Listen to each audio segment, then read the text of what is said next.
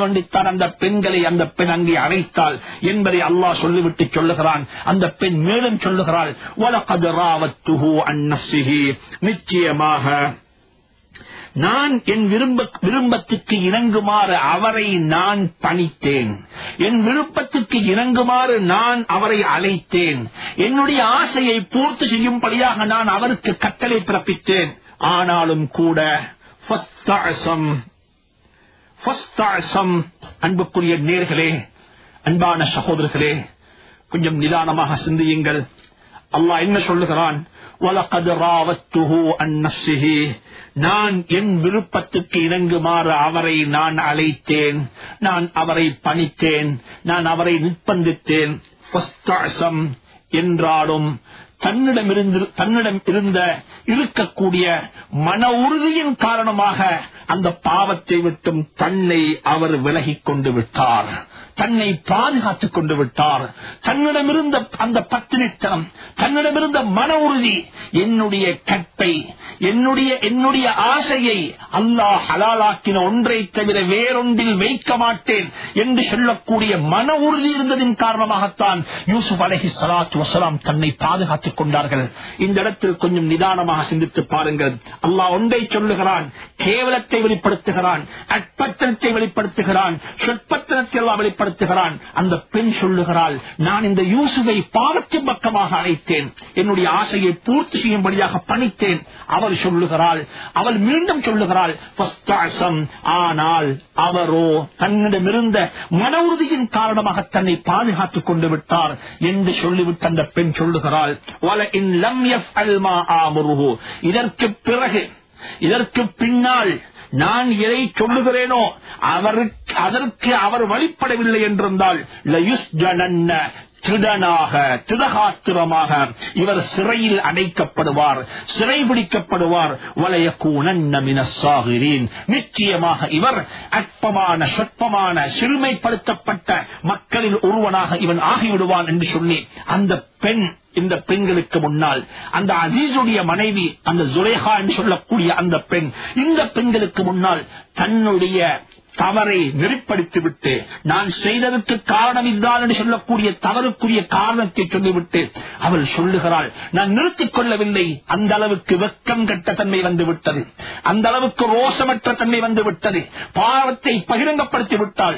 இதற்கு பிறகு நான் சொல்லக்கூடிய விடயத்துக்கு இவர் வழிபடவில்லை என்றிருந்தால் இவர் சிறைவாசம் அனுபவிக்க வேண்டிய கட்டம் உருவாகும், இவரை நான் கேவலப்படுத்தி விடுவேன், இவரை நான் சிறுமைப்படுத்தி விடுவேன் என்று சொல்லி அந்த பெண் சொல்லுகிறாள்.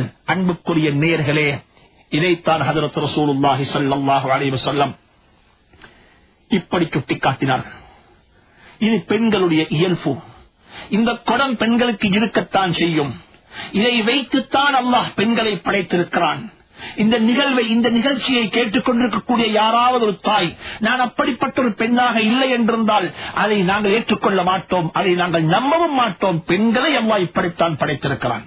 ஏன் நீங்கள் அல்ல, அன்னை ஆயிஷாவாக இருக்கட்டுமே, அன்னை ஆயிஷா சித்திகா ரலியல்லாஹு தஆலா அன்ஹாவாக இருக்கட்டுமே, ஏன் அவருக்கு ரோஷம் வரவில்லையா? அவ இப்படி நடக்கவில்லையா? ஏனென்று சொன்னால் எங்களுடைய நபியை பொறுத்தவரையில் வெறுமனை துறவியாக மட்டும் வாழவில்லை, ஒரு துறவியாக இருக்கவில்லை. அவர் சமூகத்தினுடைய ஒரு கணவனாக இருந்திருக்கிறார், ஒரு பாட்டனாக வாப்பவாக இருந்திருக்கிறார், ஒரு மாமாவாக வாழ்ந்திருக்கிறார், அதே போன்ற ஒரு பாட்டனாக வாழ்ந்திருக்கிறார். ஹசன் ஹுசைனுக்கு பாட்டன், ஃபாத்திமாவுக்கும் ஜெய்னபுக்கும் இப்ராஹிமுக்கும் அப்துல்லாவுக்கும் தாஹிருக்கும் வாப்பா, 11 பெண்களுக்கு ஆயிஷாவுக்கும் ஹப்சாவுக்கும் ஜெய்னபுக்கும் உம்மு சல்மாவுக்கும் வாப்பா.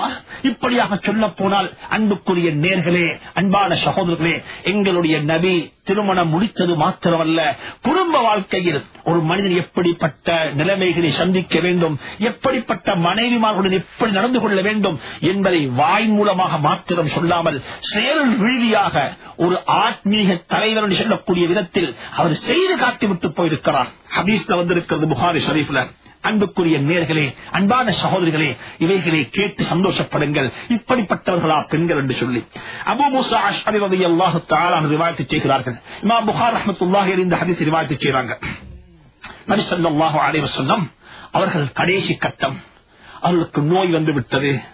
அன்னை ஆயிஷாவுடைய வீட்டில்தான் நோயாளியாக இருக்கிறார்கள். ஆனாலும் கூட நபி ஸல்லல்லாஹு அலைஹி வஸல்லம் ஆயிஷாவுடைய வீட்டில் நோயாளியாக இருப்பதற்கு அங்கே இருந்த 9 மனைவிமார்கள் 8 பேரிடத்தில் அனுமதி கேட்டுக் கொண்டார்கள். நான் உங்களுடைய நாள் உங்களிடத்தில் வர வேண்டும் ஒவ்வொரு நாளும், ஆனால் எனக்கு வந்து கொள்ள முடியவில்லை, நீங்கள் அனுமதி கொடுப்பீங்க என்றிருந்தால் நான் ஆயிஷாவுடைய வீட்டிலே நோயாளியாக இருந்து கொள்கிறேன் என்று சொல்லி அனுமதி வாங்கிக் கொண்டு நாயகம் ஸல்லல்லாஹு அலைஹி வஸல்லம் அனைவரும் அனுமதி கொடுத்தார்கள். ஆயிஷாவுடைய வீட்டில்தான் நபி ஸல்லல்லாஹு அலைஹி வஸல்லம் நோய்வாய்ப்பட்டு அங்கே இருந்தார்கள். அன்புக்குரிய நேயர்களே, பெண்களுக்கு மத்தியில் இந்த அளவுக்கு நீதம் செலுத்த வேண்டும். இரண்டாவது திருமணம் என்பது சொல்லக்கூடியது லேசி, ஆனால் நீதம் செலுத்தக்கூடிய மக்களை நாங்கள் காணவில்லை. நோயாளியாக இருப்பதாக இருந்தாலும் இன்று ஒருவருடைய வீட்டில் நோயாளியாக இருந்தால் அடுத்த நாள் இன்னொருவருடைய வீட்டில் நோயாளியாக இருக்க வேண்டும் என்பதைத்தான் இஸ்லாம் சொல்லியிருக்கிறது. நாயகம் ஸல்லல்லாஹு அலைஹி வஸல்லம் ஆயிஷாவுடைய வீட்டில் நோயாளியாக இருப்பதற்காக வேண்டி மீதமுள்ள பெண்களிடத்தில் மீதமுள்ள மனைவரிடத்தில் அனுமதி கேட்டுக் கொண்டார்கள். நீங்கள் அனுமதி கொடுப்பீங்க என்றிருந்தால் நான் ஆயிஷாவுடைய வீட்டிலே நோயாளியாக இருந்து கொள்கிறேன், அங்கே நோயாளியாக இருந்து கொள்கிறேன், என்னை நீங்கள் அங்கே தரிசிக்கலாம் சந்திக்கலாம் என்று சொல்லி நாயகம் ஸல்லல்லாஹு சொல்லிவிட்டு ஹஜ்ரத் ஆயிஷாவுடைய வீட்டிலே நோயாளியாக இருக்கிறார்கள்.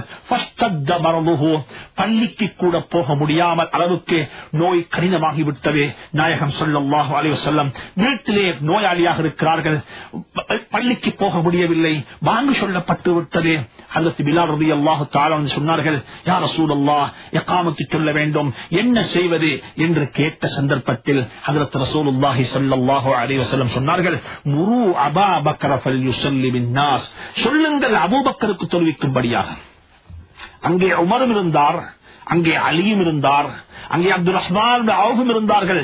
சொன்னார்கள் ரசூலுல்லாஹி ஸல்லல்லாஹு அலைஹி வஸல்லம், முரு அபா பக்ர ஃபல்யுஸல்லி பின்னாஸ், சொல்லுங்கள் அபூபக்கருக்கு தொழுவிக்கும்படியாக.